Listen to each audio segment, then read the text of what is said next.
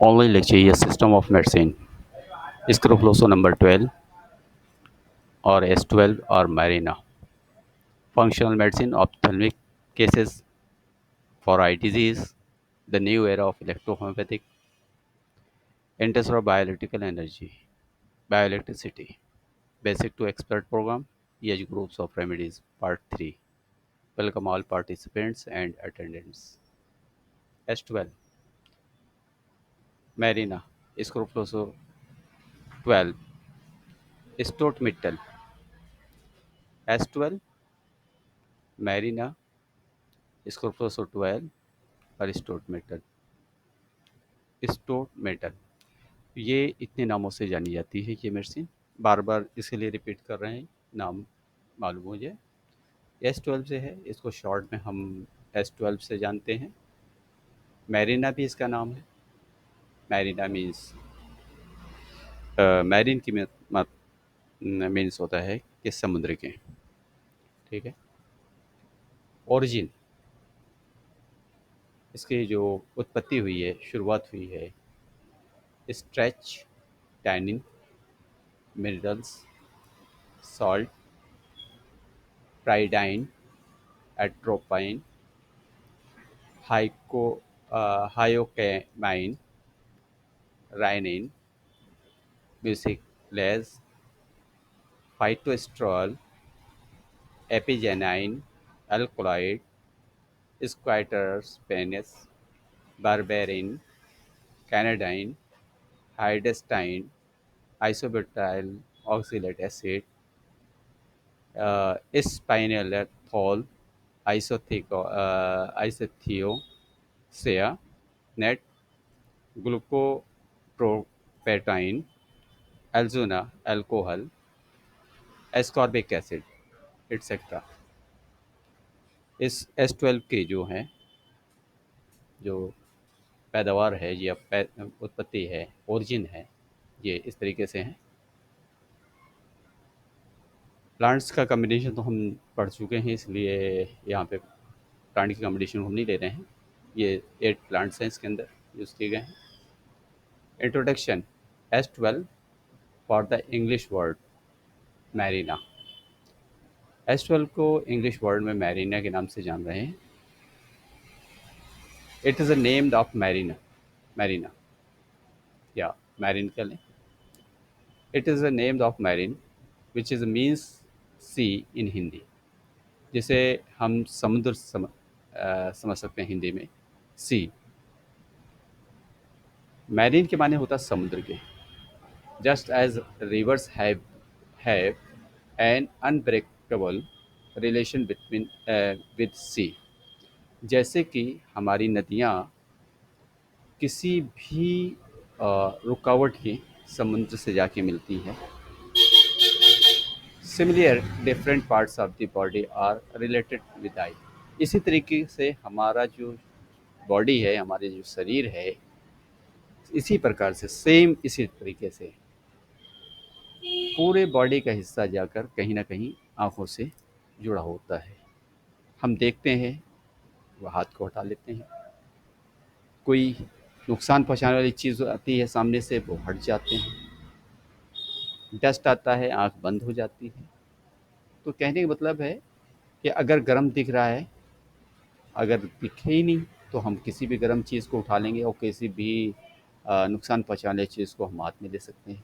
तो उसी तरीके से है कि पूरी बॉडी के फंक्शन जो है हमारे आई पे डिपेंड होते हैं। हम उसी के हिसाब से चलते फिरते, खाते पीते और चीज़ों को की तरफ अट्रैक्ट होना, ये सारा चीज़ हमारे आई से रिलेटेड होता है। और आई रिलेट करती है हमारे बॉडी के सभी सेक्शन से। आई है जो एक दूसरे के करीब भी लाती है, आई है जो एक दूसरे से दूर भी ले जाती है। और आँखों से ही हम किसी को गुस्से में समझ सकते हैं, हम आई से ही किसी को अपने करीब भी समझ सकते हैं। ये आँखें ही ऐसी हैं कि जो हर तरफ से अच्छे बुरे को भी शो करती हैं, गुस्से को भी शो करती हैं और खुशी को भी शो करती हैं, प्यार को भी शो करती हैं, नफ़रत को भी शो करती हैं। When any kinds of disease when any kind of disease imbalance occur in any part of the body. जब हमारा बॉडी जब इम्बैलेंस कंडीशन अपनाता है, तब हमारी बॉडी के अंदर डिजीज़ डेवलप होती है। Eyes mark eyes make a mark at keratin keratin place inside them. ये मार्क हमारा कैरेटिन पे आता है और उस जगह पे उस तरफ हमें फिर ये सारी चीज़ें दिखती हैं कि आयरडोलॉजी इलेक्ट्रोहोम्योपैथ में एक डायग्नोसिस सब्जेक्ट था पहले, अभी शायद सिलेबस से निकाल दिया गया है। आयरिस से हम डायग्नोस करके बॉडी के होल बॉडी सिस्टम के बारे में, ऑर्गन के बारे में हम उनकी कंडीशन के बारे में जान सकते हैं, जैसे कि हम एमआरआई और सोनोग्राफी करके जानते हैं। Certain place inside them, these marks eyes temporary just looking the eye. ये एक तो साधारण तौर से हम देखते हैं आँख है, और जिससे हम देखते हैं सिर्फ इतना ही लगता है। We get to the now which is disease has occurred which part of the body anyway. और अगर जब हमें बीमारियां बॉडी के किसी भी हिस्से में होती हैं, तो हमारी आँखों से ही आ, उसकी फीलिंग महसूस होने लगती है। लोग समझ सकते हैं किसे पेन है और किस मोमेंट पे है, वो भी आँखें ही बता देती हैं। For this work studies experience of iris science is a must. अगर इस एक्सपीरियंस को हम जानना चाहते हैं कि इंटरनल डिजीज़ किस तरीके की है, बॉडी के अंदर कहाँ पे प्रॉब्लम या कॉम्प्लिकेशन राइज कर रही है, कौन सा बॉडी का ऑर्गन डैमेज हो रहा है, या कौन सा बॉडी का ऑर्गन जो है इन्फ्लामेट कर रहा है या कंजेस्ट हो रहा है या फंक्शनल लॉस हो रहा है, तो हम आयरिस साइंस के स्टडी के ज़रिए जो है हम इस चीज़ को पता कर सकते हैं। और ये हम आयरिस साइंस जो है हमारी पूरी आयरिस पे ही डिपेंड करती है, जो आई से रिलेटेड होती है। The medicine for all the disease occurring the eyes S12। ये जो मेडिसिन है S12 आँखों पे अपना इफ़ेक्ट रखते हुए आँखों के दायरे में आने वाली तमाम सी सभी प्रकार की रोगों के बारे में या डिजीज़ के बारे में ये अ, हम ट्रीटमेंट देते हैं। But is in case of permanent very old eye disease it medicine should be use long. अगर किसी को उम्र के हिसाब से कोई विज़न लॉस हो गया हो, या तो S12 को हम बहुत लंबे वक्त तक यूज़ करते हैं। Supporting medicine are also use internally and externally. इस तरीके से हम सपोर्टिंग मेडिसिन के साथ इन अंदरूनी तरफ अंदर की तरफ भी इंटरनल और एक्सटर्नल दोनों तरीके से हम यूज़ कर लेते हैं। Because it is essential to diagnosis the cause. ज़रूरी है कि ज़रूरी होता है कि हम डायग्नोस करें कारण को, काज को जानें। Otherwise impression left of the I can never remove. Okay, हम आइरिस की स्टडी करते हैं। आइरिस की स्टडी करने से करके हम उस डिजीज़ को रिमूव कर सकते हैं, या आई की स्टडीज़ करके हम उस जो भी हमारे बॉडी के अंदर कॉम्प्लिकेशन राइज कर रहा है या हमारे जिसका हम डायग्नोस कर रहे हैं, वो कम्प्लीटली हम रिमूव कर सकते हैं। S12 is also medicine for the almost all the cause of imbalance in the I. S12 वो मेडिसिन है जो हमारी बॉडी के अंदर किसी तरीके का इम्बैलेंस होने की वजह से हमारी आई के अंदर कोई कॉम्प्लिकेशन राइज करती है, तो उसे रिमूव करती है, इसे क्योर करती है। कोई भी किसी भी प्रकार का या जो कारण बन रहा है हमारे फूड से लेकर के या हमारी मेडिसिन से लेकर के, ये इसे रिमूव करने का काम करती है। If it is use appropriate for dilution tablets external use. इसका हम यूज़ जो है डाइल्यूशन फॉर्म में भी करते हैं, टैबलेट फॉर्म में, ग्लोबल्स फॉर्म में मीन्स। एक्सटर्नल यूज़ टैबलेट्स यहाँ पे दो तरीके की यहाँ पे शो कर रहा है हो जाती हैं। एक तो ग्लोबल्स को भी कई बार टैबलेट्स कहा जाता है, एक टैबलेट डिस्केट फॉर्म में आती है, जैसे कि इंग्लिश मेडिसिन में हम देखते हैं टैबलेट्स होती हैं, उसी तरीके से डिस्केट भी आती है, ओवल्स भी आती हैं और राउंड्स भी होती हैं, कॉन्सेप्ट भी आती हैं। तो हम जिस तरीके का यूज़ करना चाहें यूज़ कर सकते हैं, लेकिन बेहतर है कि लिक्विड फॉर्म में प्रैक्टिस करना टिल नाउ, और ख़ास करके सूरत के लिए, क्योंकि सूरत में जो भी गुजरात के एटमॉस्फेयर में ह्यूमिडिटी ज़्यादा है, मॉइस्चर ज़्यादा होता है, तो पेशेंट के वहाँ भी वो स्टिक कर जाती है, चिपक जाती है आपस में, और हम क्लिनिक में बना के रखते हैं। गर्मी में तो ठीक है, गर्मी जैसे ही ये रेनी सीज़न शुरू होता है, मेडिसिन ख़राब होना शुरू हो जाती है, कलर चेंज होता है, होने लगता है। तो इसलिए हम डिस्केट का यूज़, टैबलेट का यूज़ या ग्लूकोज का यूज़ नहीं करते, क्योंकि हमारी जो मेडिसिन है वाटर बेस है, अल्कोहल बेस नहीं है। अल्कोहल बेस में होम्योपैथ आती है, जिसमें लोग ग्लूकोज में देते हैं, तो वहाँ पे प्रॉब्लम्स नहीं आती। ठीक, okay. Till now use this is medicine was limited to the eye, specially its membrane called cornea. ये मेडिसिन जो है स्पेशली जो काम करती है मेम्ब्रेन्स पे, आई मेम्ब्रेन पे, जिसे हम केनिया के नाम से जानते हैं। बट नाउ ये जो हम वर्ड्स यहाँ पे देख रहे हैं, इसको जो हम ऑप्थेल्मोलॉजी की स्टडी करेंगे, जो आपके चैप्टर्स में आएंगे, तो वहाँ पे ये सारी चीज़ें क्लियर हो जाएंगी। But now experiments have shown that this medicine alone destroys many of the most dangerous disease arising in people with। ये मेडिसिन अकेले ही अ, तमाम तरह के डेंजरस, जो ख़तरनाक बीमारियां हैं, जो इस तरीके के टेम्परामेंट्स के जो यहाँ पे हम दे रहे हैं, दिया जा रहा है पीपल्स विद, जो लोग सफ़र कर रहे हैं सेंजुइन टेम्परामेंट। सेंजुइन टेम्परामेंट कहते हैं वार्म, गर्म और मॉइस्ट, जिसके अंदर ठंडा, मतलब जो यहाँ पे गुजराती में कहते हैं भेज, मॉइस्चराइज, वार्म्स, गर्म, दोनों साथ में होता है, जिसे हम रक्त प्राकृतिक कहते हैं। आयुर्वेदा में हिंदी में से रक्त प्राकृतिक कहते हैं। बिलवस टेम्परामेंट वार्म एंड ड्राई, गर्म और सूखा, ये पित्त प्राकृतिक के लोग होते हैं। संजीव टेम्परामेंट ब्लड रिलेटेड है। बिलोस टेम्परामेंट ये बाइल्स रिलेटेड है, पित्त से रिलेटेड है। Lymphatic temperaments cold and moist, ठंडा भी और मॉइस्चर वाला। इसलिए आपने देखा होगा लिम्फेटिक टेम्परामेंट वाले ज़्यादा स्नीजिंग, ठंडक सर्दी का असर ज़्यादा होता है, और ये नाजुक मिजाज होते हैं। अब टेम्परामेंट जब हम पढ़ेंगे तो उसमें सारी इनकी क्वालिटीज़ पहचानने की, आइडेंटिफिकेशन वहाँ पे आ जाएंगी। फिर एक आता है कफ प्राकृतिक। ये लिम्फेटिक टेम्परामेंट्स कफ प्राकृतिक के कहे जाते हैं, में आते हैं, जिसे हम हिंदी में समझ सकते हैं। एंड नर्वस टेम्परामेंट, ये नर्वस टेम्परामेंट्स, इसमें ऑथर होते हैं, साइंटिस्ट होते हैं।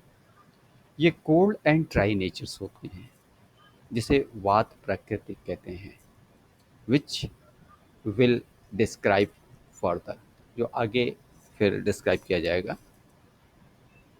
एक्सिलरी मेडिसिन और ड्रग भी कह सकते हैं, सॉरी, यहाँ पे से ब्रैकेट होना चाहिए था।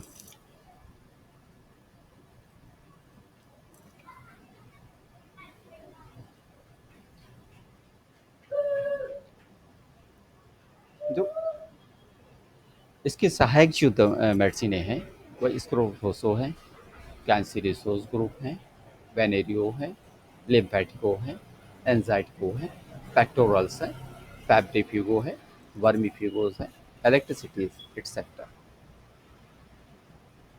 Scope of work: eye, ear, throat, जिसे हम नोज, ईएनटी भी कह सकते हैं, head, reproductive system, respiratory system, digestive system, urinary system, nervous system, blood circulation system. Okay, definition, इस मेडिसिन की जो डेफिनेशन है ये 12th medicine of the category है। ये अपने आप की जो इनकी जो कैटेगरी है उसकी ये 12 नंबर की मेडिसिन मानी जाती है। स्क्रोफ्लोसो ग्रुप में आती है। It's main effect is A only all eye disease. ये ख़ास करके सारी आँख जो आई से रिलेटेड डिजीज़ होती हैं उन पे काम करती है।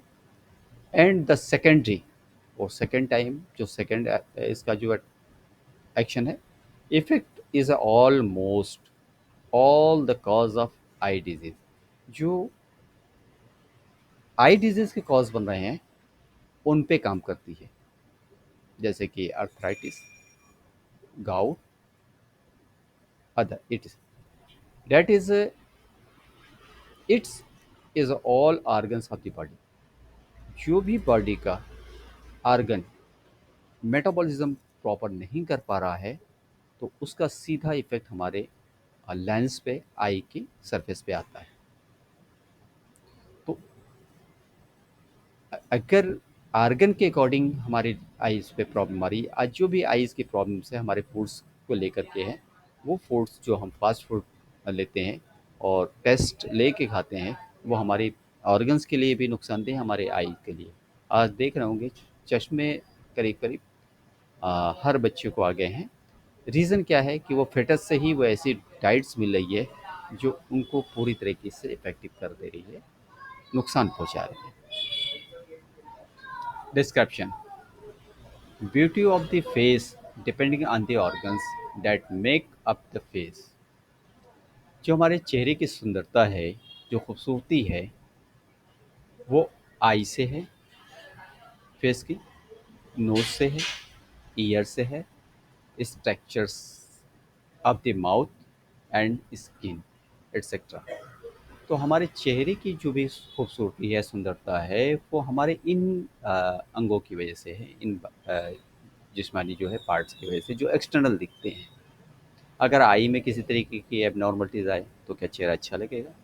नोज़ अगर किसी तरीके से रनिंग होती हो या टेढ़ी हो गई हो या स्वेल कर गई हो या ईयर किसी तरीके से बैंड कर गया हो या फिर फेस पे किसी तरीके का कोई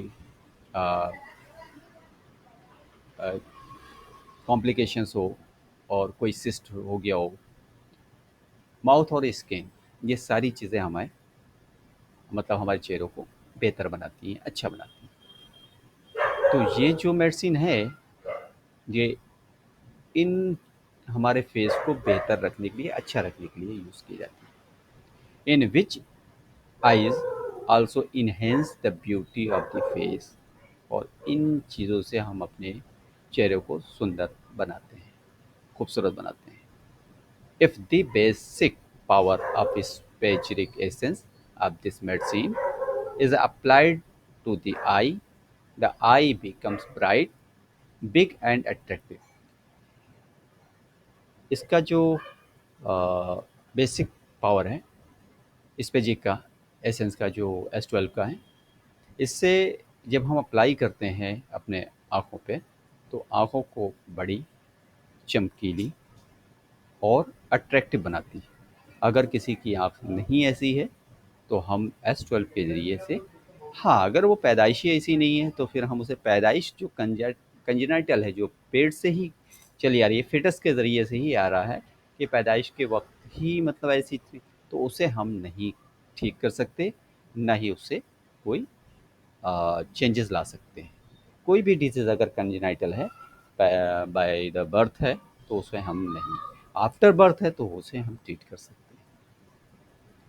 it become beautiful and slightly pink with a red टिंग। जो आँखें हैं वो स्लाइटली पिंक होती हैं और हल्की सी लाली लेती हुई, जो अच्छी और खूबसूरत मानी जाती हैं। It कैप्टिवेट्स everyone's heart. जो सभी के दिलों को जीत लेती हैं।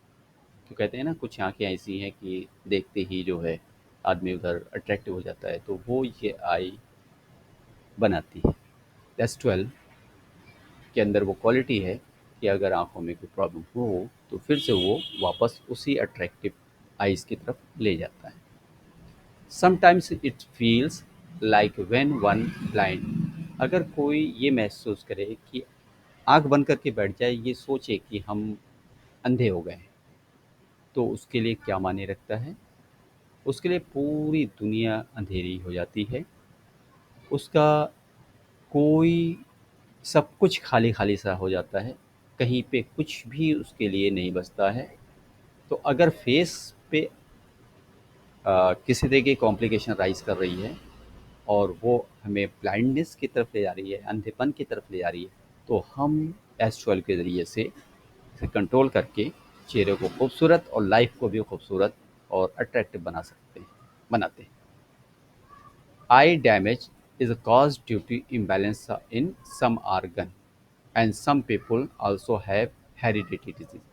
देखिए, कुछ जो आई डैमेज होती है, जिसकी वजह आर्गन्स होते हैं, हमारे खाने पीने, रहने सहने और एनवायरनमेंट के ऊपर जो भी आर्गन का इफ़ेक्ट आता है, आर्गन पे जो असर आता है, वो सीधे हमारी आँखों तक पहुँच जाता है। अगर हमारा फूड सब हमारे जो सप्लीमेंट है, फूड्स हैं, अगर अच्छा है, हेल्दी है, तो हमारी आँखें भी अच्छी होंगी, हमारी विज़न भी अच्छी होगी। इसीलिए कहा गया है कि जब विज़न वीक हो, तो विटामिन ए युक्त भोजन करना चाहिए, बी12 लेना चाहिए। फिर जैसे कि गाजर है, कैरोटीन है, विटामिन सी वगैरह का भी यूज़ करने के लिए बताते हैं। तो इसी वजह से कि हमारे ऑर्गन्स इससे हेल्दी रहेंगे। जब ऑर्गन हेल्दी रहेंगे, तो उनके अंदर पहुँचने वाला न्यूट्रिशंस हेल्दी रहेगा। जो भी वेस्ट मटेरियल है हमारे आई मैरिन मतलब लेंस पे जो जाता है, वो आर्गन फ़िल्टर करके वहाँ से निकाल देगा। आई के लेंस तक वो जाएगा नहीं, तो इसलिए कोई आई के पर्दे की खराबी होने के चांसेस नहीं होता। लोग कहते हैं ओल्ड एज में ये चीज़ हो जाती है, कैटरेक्ट आ जाता है, लेकिन हमने अपने लाइफ में देखा, हमारे वहाँ किसी को भी कैटरेक्ट का ऑपरेशन नहीं हुआ। अपने ही ख़ानदान में देखा हमने, क्योंकि उन्होंने हमेशा अपने डाइट को केयर किया, बचपन से देखा। अब आने वाली जनरेशन क्या करती है, फ़ास्ट फूड पे जाती है, टेस्ट पे जाती है, तो उसकी आँखों का के साथ क्या होता है, वो अब वक़्त बताएगा। लेकिन हमने अपने दादा-दादी, नाना-नानी को देखा, कभी किसी को कैटरेक्ट का ऑपरेशन होते हुए नहीं देखा। आई की कोई प्रॉब्लम नहीं हुई। आज आई की प्रॉब्लम बहुत ज़्यादा बढ़ गई है। हर स्टेप पे ऑप्थेल्मोलॉजिस्ट बैठे हुए हैं। ऑपरेशन, ऑपरेशन, लेंस चेंज करवाया जा रहा है। ओके, तो हम इस चीज़ को कंट्रोल कर सकते हैं, एक हेल्दी आ, समाज दे सकते हैं, स्वस्थ समाज दे सकते हैं, स्वस्थ भारत का निर्माण कर सकते हैं, आँखों की बीमारियों से लोगों को बचा सकते हैं हम अपनी मेडिसिन। हम अगर इलेक्ट्रोहोमियोपैथी से प्रैक्टिस कर रहे हैं, तो ये जान लें कि हम कई बड़ी ख़तरनाक बीमारियों से, घातक बीमारियों से, जो सीरियस है, डेंजरस डिजीज़ेज़ हैं, जैसे कि कैंसर है और भी तमाम सी हैं, लीवर फेल है, किडनी फेल है, इन सारी चीज़ों से भी हम और है समाज को सेफ रखेंगे। हमारी हर मेडिसिन एंटी कैंसरस पाई जाती है। एंटी कैंसरस होने के लिए ये कैंसर प्रिवेंटिव भी होती है। बॉडी के अंदर जब कैंसर सेल इनिशियल स्टेज में डेवलप हो रहे हों, उसी वक्त ये ब्लॉक कर देती है और वहाँ से उसको रिफ़्रेश करके उसे रिड्यूस कर देती है, और जिससे कि वो ऑर्गन हेल्दी रहता है। हिडन डिजीज़ को भी ये क्योर करती है। जो आने वाली बीमारियां हैं, जो हिडन है, आज नहीं पता चल रही, कल पता चलती है, एक का इलाज हो रहा, दूसरा बाद में आता है, उन सारी चीज़ों को बैक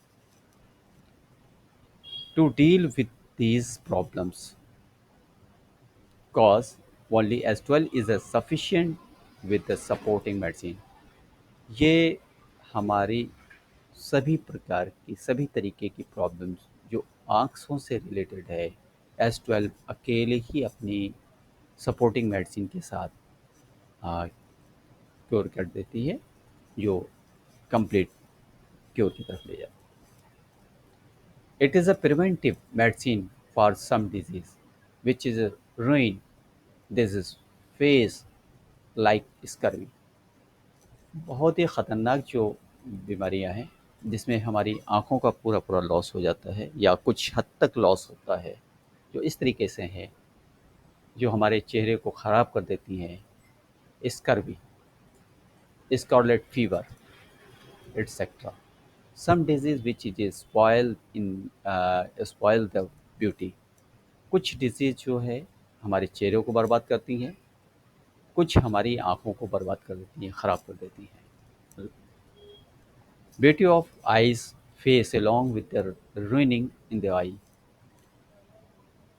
साइट, जैसे कि आँखों का कमज़ोर होना, बराबर ना दिखना, and making the eye weak और लाइक टीयर्स, लगातार आंसुओं का आना। आंसुओं का लगातार आने से भी आंखें कमज़ोर हो जाती हैं और बल्कि अन ब्लाइंडनेस की तरफ चला जाता है patient.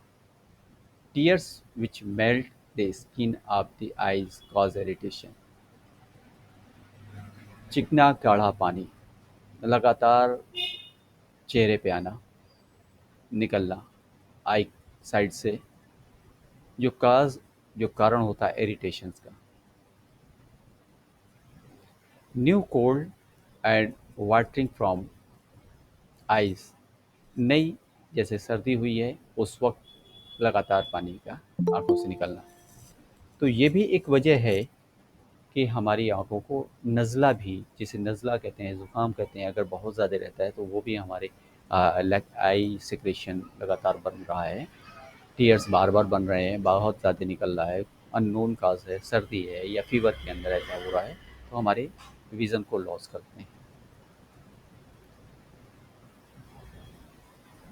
Inner part of eyes becoming very red, अगर आंखों के अंदर का हिस्सा बहुत लाल है, आई इन्फ्लामेशन, सूजन है, वाटर आईलाइट डिस्चार्ज ऑफ यूरिन, और ये जो आँखों से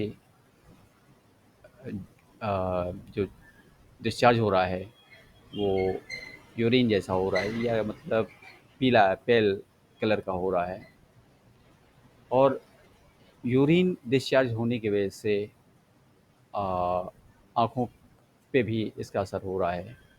वोन्स इनसाइड इन द आईज, घाव बन रहे हैं आँखों पे। ब्लीडिंग फ्रॉम द आईज, आँखों से ब्लड, रक्त का आना।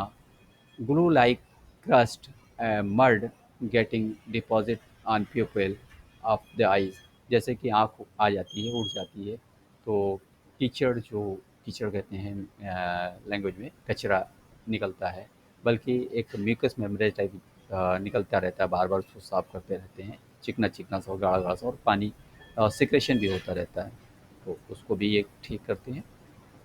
जो पुतलियों पे जाके छा जाता है, थोड़ी देर के लिए ब्लर दिखने लगता है, फिर बाद में आप साफ़ करते हैं, फिर वो सही हो जाता है। इन्फेक्शन की वजह से भी होता है ये अक्सर। Eyes not being able to the bear light, आँखें रोशनी ज़्यादा आँखों को बर्दाश्त नहीं होती। कंजक्टिवाइटिस, आँखों में रेडनेस आना। पस ऑन आईलिड्स, पस का बनना आईलिड्स में। Slow moving tumour or wens in eyelids, slow धीमे से बढ़ने वाला ट्यूमर या वोन्स इन आईलिड्स, आईलिड्स के ऊपर कोई तरीके का घाव।